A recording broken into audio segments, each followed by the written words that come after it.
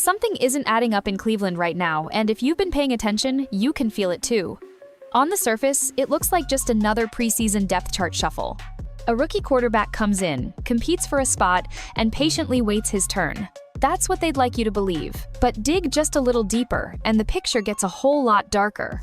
Because the story of Shedeur Sanders in Cleveland isn't about competition at all.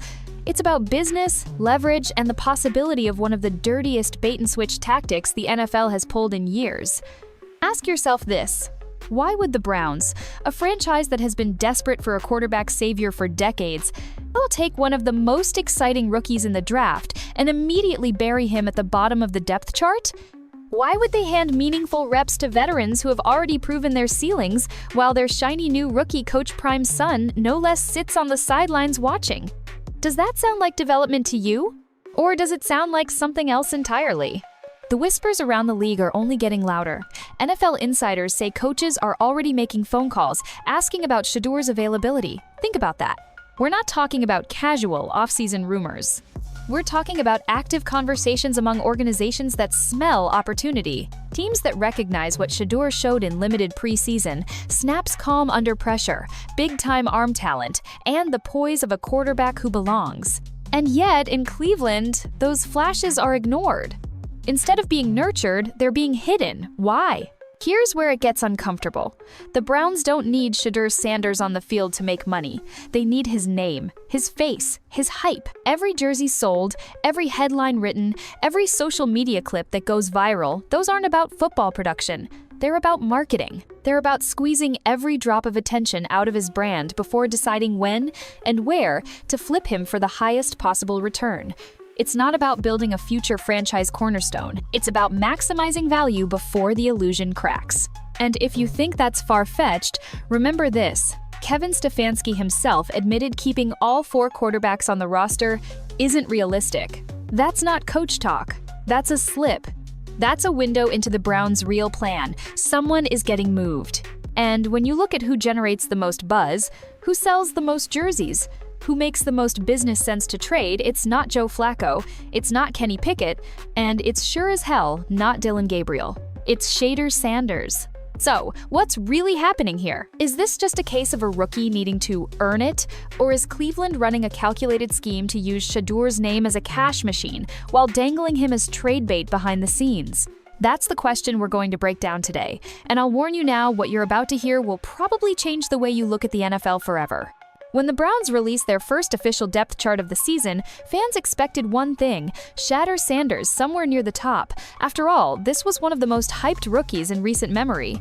He didn't just come into the league with a famous last name. He came in with talent, swagger, and a preseason performance that looked far more polished than most rookies in his shoes. But when that chart hit the internet, fans did a double take. There he was, dead last, 4th string, sitting behind names that sparked more questions than answers. Let's break this down. At the top sits Joe Flacco. A respected veteran, sure, but he's nearly 40, brought out of retirement just to plug a hole in the roster.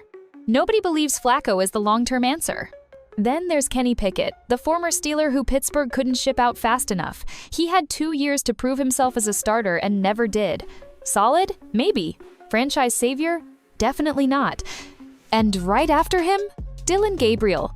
A 3rd-round pick with potential, but not exactly a household name or a player fans are clamoring to see on Sundays. And then, sitting quietly at the very bottom, is Shedeur Sanders, the guy who electrified fans with his pocket presence, quick release, and ability to make NFL-level throws in preseason action. The guy who turned heads in college, dominated highlight reels, and carried the weight of being Coach Prime's son without flinching. You mean to tell me that player can't even crack the top 3 on the Browns' depth chart? That doesn't add up. Normally, depth charts shift and shuffle during preseason. Coaches rotate players, test combinations, and let rookies climb with strong practices. But in Shedeur's case, it feels different. Reports say he's barely seeing first-team reps, hardly getting the opportunities that someone of his draft profile should. Instead, he's relegated to scout team duties, as if he's some undrafted free agent just hoping to stick on the practice squad. So the real question becomes, is this about football or is this about optics? Because from a pure football standpoint, it makes 0 sense. You don't waste reps on a 39-year-old Joe Flacco if your goal is to build a franchise quarterback. You don't hand the keys to Kenny Pickett, a player another team gave up on, if your priority is the future. And you don't bury one of the most dynamic rookie quarterbacks behind a third-round project unless there's something bigger going on behind the curtain. That's why fans are starting to feel uneasy.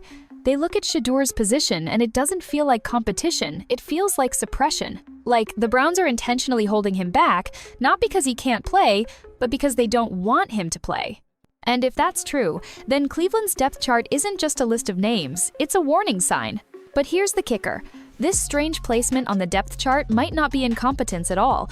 It might be strategy. And if the whispers are true, the Browns already know exactly what they're doing with Shedeur Sanders, and it has nothing to do with letting him compete for the starting job.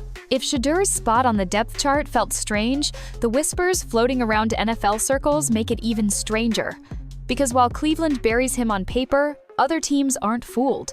Coaches and front offices across the league have already started asking questions, quietly making phone calls, and checking in on the Browns' plans for their flashy rookie.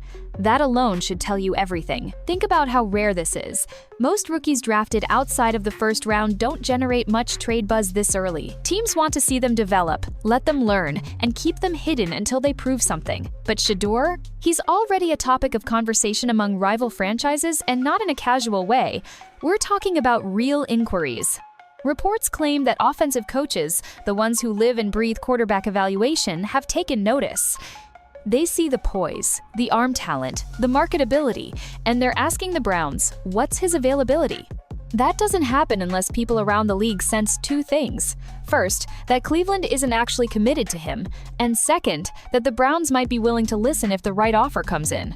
It's like blood in the water when one front office suspects a team isn't all in on their young talent. The sharks start circling. Now, ask yourself, why would the Browns even entertain these conversations if they truly saw Shedeur as their future? If they really believed he could be the answer, those calls would be shut down instantly. The fact that they're not, at least according to insiders, shows us something very important. Cleveland doesn't see him as untouchable. In fact, they might already be framing him as a trade chip rather than a developmental project. And this is where it gets messy. Because the Browns aren't just holding an ordinary rookie. They're holding the son of Dion, Coach Prime Sanders, a player who brings media attention, fan excitement, and jersey sales, unlike almost anyone else in his draft class. That makes him more than just a football prospect. He's an asset, a brand, and a bargaining chip all wrapped into one. Which means if Cleveland thinks they can squeeze more value out of him on the trade market than on the field, they might already be plotting their move. It's not a coincidence that the calls are coming now, either. Preseason buzz is still fresh, highlights are circulating, and Shedeur's name is hotter than ever. Rival coaches know this is the window to strike. They see an organization misusing a valuable young quarterback, and they're thinking, if Cleveland doesn't want him, maybe we do. And that's the uncomfortable truth. Shedeur Sanders isn't just competing for a spot in Cleveland, he might already be on the auction block. The depth chart was the first red flag. The whispers of trade talks are the second. Put them together, and the picture starts looking less like incompetence and more like a calculated plan. But if you thought the trade chatter was shady, wait until you see how Cleveland is actually using Shedeur's name right now. Because this isn't just about football, it's about marketing, money, and manipulation. And that's where the story gets really ugly. Let's be honest, the NFL is more than just football. It's entertainment, it's marketing, it's business. And no one understands that better than the Cleveland Browns front office. That's why when you step back and look at what's happening with Shedeur Sanders, it starts to feel less like a football decision and more like a business strategy. Think about it. Shedeur isn't just any rookie quarterback. He's the son of Coach Prime, one of the most recognizable figures in sports. He's a player with millions of social media followers, national media attention, and a built-in fan base that stretches far beyond Cleveland. Drafting him didn't just bring talent onto the roster, it brought headlines, merchandise sales, and a level of buzz the Browns haven't felt in years. And Cleveland has leaned all the way in. Look at their social media feeds. Notice the highlights, the posts, the jersey promotions. Shedeur is everywhere, even though he's not playing. That's not by accident. That's marketing. The Browns know that every photo of him in uniform, every preseason clip, every mention of the Sanders name drives engagement. They're not just selling football, they're selling hype. Here's the disturbing part. They don't actually need Shedeur on the field to profit from him. As long as he's wearing orange and brown, as long as fans believe he's part of the future, the front office can milk his presence for every click, every ticket, every jersey sold. He becomes less of a quarterback and more of a billboard, a living, breathing advertisement for a franchise that has struggled for relevance. And if you think that sounds too cynical, remember this. Organizations have done it before. NFL history is full of players who were drafted as much for their marketability as for their on-field skills. The Browns may have just taken that playbook and supercharged it with Shedeur. Because not only do they get the publicity now, but when the time is right, they can flip him for draft picks or another asset, cashing in twice on the same player. It's the ultimate bait and switch. Build excitement, sell the dream, then quietly move the player before fans realize they were never really part of the long-term plan. Meanwhile, the front office pats itself on the back for maximizing value. But here's the problem. This isn't fair to Shedeur Sanders. He didn't enter the league to be a marketing pawn. He came to prove himself as a quarterback. And while fans chant his name and buy his jerseys, behind closed doors, the organization may already be plotting his exit. So when you look at that depth chart again, when you see him buried at fourth string, maybe it's not incompetence at all. Maybe it's calculated. Maybe Cleveland never intended for Shedeur to see the field, they just intended for him to sell seats. And that's why Stefanski's recent comment matters so much, because when he said keeping all four quarterbacks isn't realistic, he wasn't just stating the obvious. He was signaling that the Browns' business plan is about to move into its next phase. Sometimes the truth doesn't come out in a press release. It doesn't show up in the official statements or the carefully polished answers you hear at the podium. Sometimes the truth slips out in a single sentence, a comment that seems harmless on the surface but reveals far more than it was supposed to. And that's exactly what happened when Browns head coach Kevin Stefanski was asked about his quarterback room. "I'd like to keep everybody," Stefanski said, "but it's not realistic." Now, to most people that might sound like normal coach speak. Generic, forgettable. But if you actually break it down, that single sentence says a lot. First off, Stefanski is openly admitting that one of these quarterbacks will not be in Cleveland long term. He knows it, the front office knows it, and now, thanks to that slip, we know it too. Somebody is getting shipped out. So who is it going to be? That's where things get interesting. Let's start with Joe Flacco. At his age, nobody's giving up valuable draft capital for him. He's a stopgap at best, a mentor at worst. Then there's Kenny Pickett. Sure, he has starting experience, but he also just got run out of Pittsburgh. His value isn't exactly sky high. Dylan Gabriel? A rookie third-round pick. Promising, but not the kind of player who's going to command serious trade attention.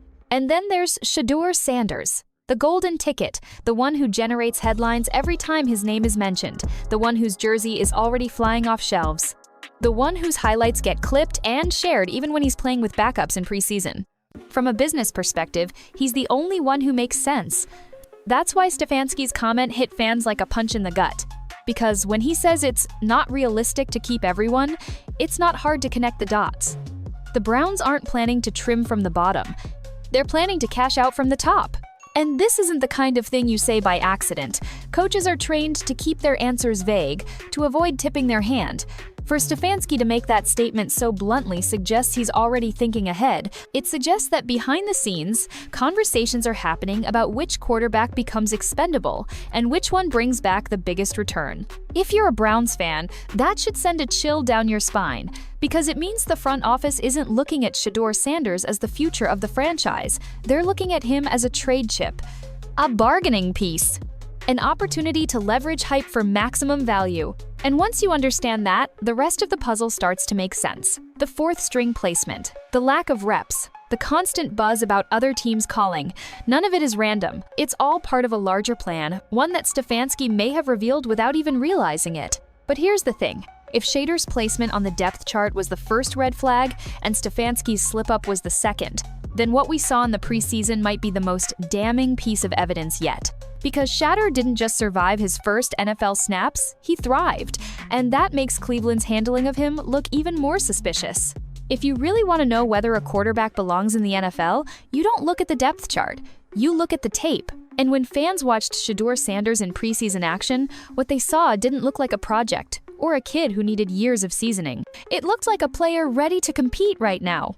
Shedeur didn't just step onto the field and manage the game, he commanded it. His pocket presence was striking for a rookie. He wasn't panicked, he wasn't rushing throws, and he wasn't bailing out of clean pockets like so many young quarterbacks do. He stood tall, kept his eyes downfield, and let the play develop. That alone is rare for a first-year player, but it wasn't just poise, his arm talent popped off the screen too. Tight spirals, accurate throws, and the ability to hit receivers in stride all showed up in his limited snaps. And here's the kicker, he made it look easy. Now compare that to the rest of Cleveland's so-called deep quarterback room. Kenny Pickett looked like the same quarterback Pittsburgh gave up on, hesitant, inconsistent, unable to stretch the field. Joe Flacco, while respected, showed his age. The arm strength just isn't what it used to be. And Dylan Gabriel? He had flashes, sure, but nothing that screamed franchise-changing talent. So here's the million-dollar question. If Shedeur clearly looked like he belonged, why is he sitting fourth on the depth chart? Why is he getting scraps in practice while others get meaningful reps? Because from a football standpoint, it makes no sense. If your rookie quarterback shows poise, talent, and confidence in live action, you reward him with opportunities. You give him reps with the first team, let him grow, and see how far he can push the competition. That's how real development works. But in Cleveland, it's the opposite. Shedeur delivered in preseason, and instead of being rewarded, he was buried. That tells us this isn't about performance, it's about control. The Browns don't want Shedeur proving himself too quickly. They don't want him becoming the obvious choice in front of fans and media. Because the more undeniable he looks on the field, the harder it becomes to justify keeping him off it or, worse, trading him later. By limiting his reps and keeping him low on the depth chart, the team can control the narrative. They can frame him as not ready while secretly plotting their next move. But here's the problem. Fans aren't blind. They saw what Shedeur did with their own eyes. They saw the pocket presence, the confidence, the flashes of something special. And no matter what the Browns put on paper, those images don't disappear. Which makes this situation even uglier. Because Cleveland isn't just hiding a player, they're hiding potential. They're taking a quarterback who showed he could play and shelving him for reasons that have nothing to do with football. And when you connect that to everything else, the whispers of trade talks, Stefanski's telling slip-up, and the marketing machine around his name, the pattern becomes impossible to ignore. When you zoom out from the Browns and Shedeur Sanders, the situation starts to look less like an isolated decision and more like a play straight out of the NFL's handbook. Because at the end of the day, the league is not just about football, it's about business. And in that business, players are often pawns on a much larger chessboard. Think about it. For every rookie who becomes the face of a franchise, there are dozens who are carefully managed, controlled, or even sidelined for reasons that have nothing to do with what happens on the field. Teams talk endlessly about competition and earning your spot. But the truth is, front offices often make decisions based on contracts, marketing value, or future trades, not on who actually gives them the best chance to win today. Shedeur's case is just the latest example. He's talented, confident, and already carries a national following. On pure performance, he should be in the conversation for meaningful reps. But instead, he's being shelved and dangled in rumors. Why? Because controlling his value benefits the team more than letting him flourish. It's not about whether he can help the Browns right now, it's about whether he can help the Browns long-term, either on the field or as a trade chip. And that's where the bigger picture comes in. NFL franchises don't just see players as athletes, they see them as assets. Assets with value that can rise or fall depending on how they're handled. A quarterback with hype but limited exposure? That's a mystery box, and mystery sells. Other teams start wondering, what if he's the next big thing? And suddenly, trade packages get bigger. But if you let that same quarterback prove himself too soon, the mystery is gone, and so is the inflated value. This is why so many players and fans feel frustrated with the system. Because while the NFL markets itself as the ultimate meritocracy where the best rise to the top, the truth is far murkier. Politics, contracts, and business strategy often decide who gets opportunities and who doesn't. And for a player like Shedeur, who has already proven he belongs, that reality is hard to ignore. Even veteran players have spoken out about this side of the league. They'll tell you stories of being benched for younger, cheaper talent, or being hyped up only to be traded the moment their value peaked. It's the cycle of business in the NFL, and it repeats itself year after year. So when fans ask why Shedeur isn't climbing the depth chart, the answer might not be found in a playbook, it's found in a balance sheet. Because in the NFL, talent is only part of the equation. The rest comes down to leverage, value, and timing. And if that's the bigger picture, then the Browns may not be the only ones pulling strings behind the scenes. The question is, how far are they willing to take it, and at what cost to Shedeur's career? If the whispers are true and Cleveland really is preparing to move Shedeur Sanders, the biggest question becomes, where would he land? Because a talent like his doesn't just disappear into the background, other teams are watching, and the market for a young, high-upside quarterback is always hungry. One of the most obvious landing spots is the Las Vegas Raiders. They've been searching for a franchise quarterback since Derek Carr's exit, and their current situation is more stopgap than solution. Shedeur's swagger, confidence, and ability to shine under pressure would fit perfectly in Vegas, a city that thrives on star power. Combine that with a franchise desperate to build excitement, and it's not hard to see why his name could be on their radar. Another intriguing option is the Atlanta Falcons. Yes, they invested in Kirk Cousins, but everyone knows Cousins is more of a short-term answer than a long-term one. Behind him, the Falcons don't have a true future face of the franchise. Bringing in Shedeur would give them time to let him develop while still having stability at starter. And with Deion Sanders' Atlanta roots, the marketing synergy would be undeniable. The Minnesota Vikings also stand out. They've been in quarterback limbo since Cousins left, leaning on young prospects but without a clear, dominant successor. The Vikings love players who bring leadership qualities, and Shedeur has already proven he carries himself like a pro.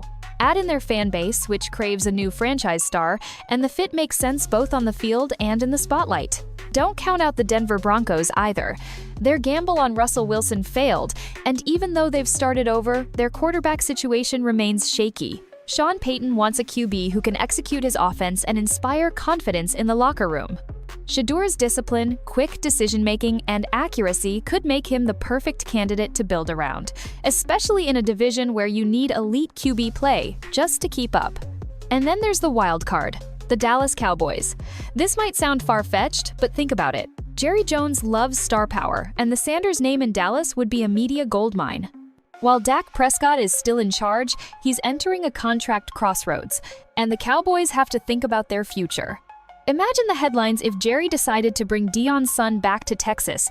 It would be one of the biggest moves in NFL history.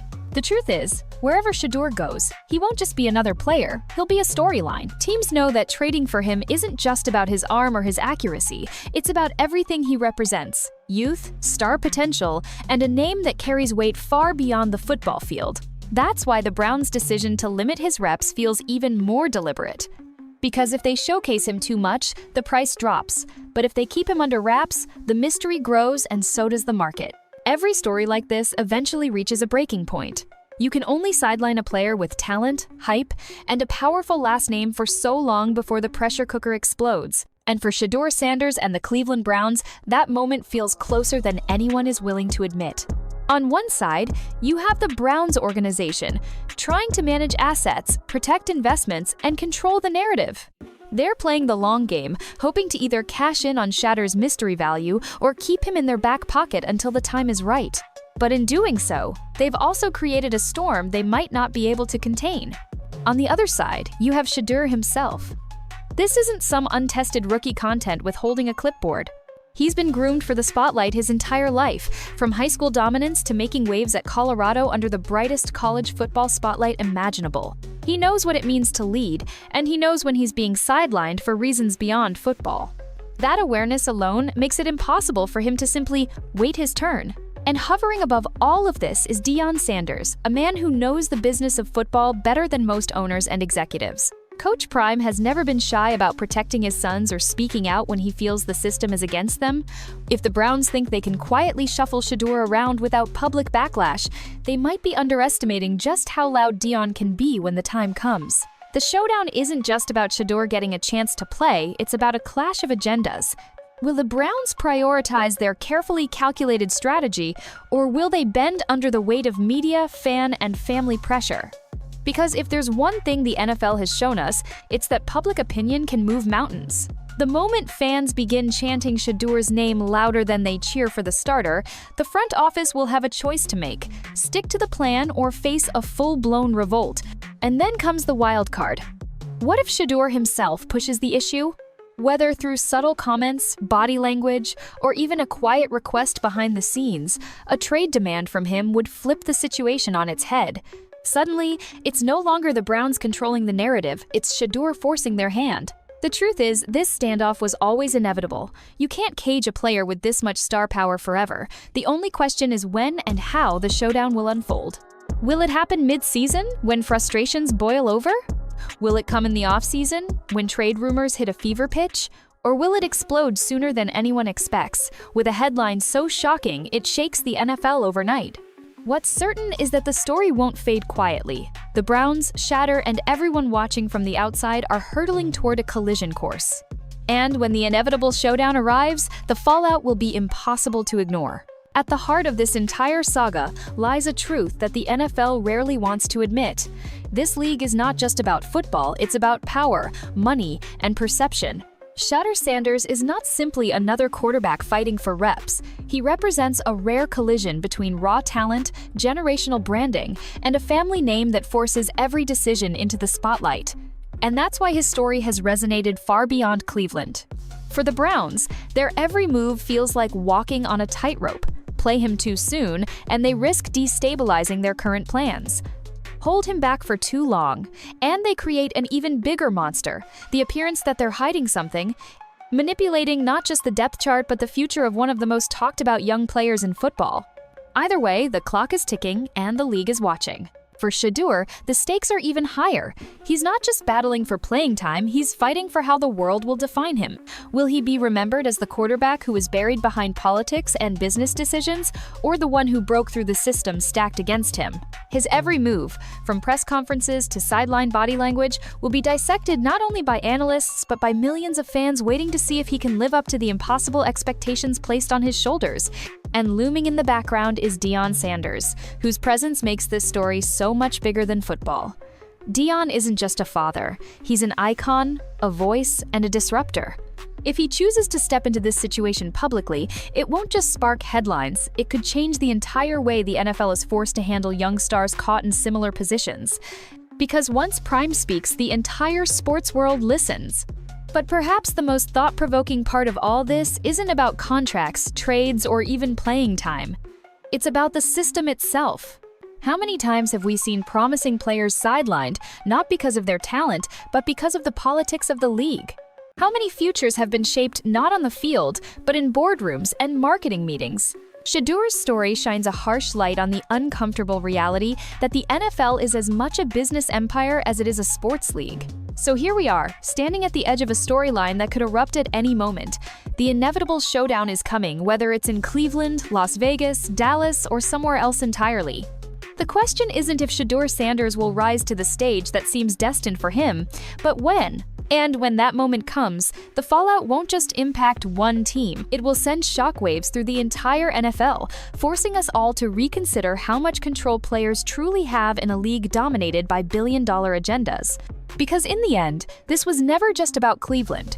It's about the fight between business and destiny, and whether Shedeur Sanders can tip the balance.